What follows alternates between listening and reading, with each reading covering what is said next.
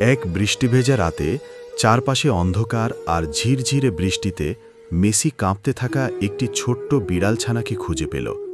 Messi তাড়াতাড়ি নিজের গামছা খুলে বিড়ালটিকে মুছে দিয়ে বুকে টেনে নিজের ঘরে আনল। বিড়ালটা মেসির প্রতিটি মুহূর্তে যেন ছিল সঙ্গী হয়ে। বিড়ালটা পেছনে পেছনে হাঁটত, নদীর পাড়ে বসে মাছ ধরার সময় মেসির পাশে চুপচাপ বসে থাকত, কখনো শুধু মেসির কোলে মাথা রেখে ঘুমিয়ে পড়ত। কিন্তু এক অন্ধকার রাতে গ্রামের পাশে এসে পড়ল এক ক্ষুধার্ত শিয়াল। মেসি তখনও ঘুমে ডুবে। শিয়ালের হঠাৎ আক্রমণে ছোট্ট প্রাণটি আর রক্ষা পেল না। ভরে ঘুম ভাঙতেই মেসি নিস্তেজ রক্তমাখা দেহটি দেখতে পেল।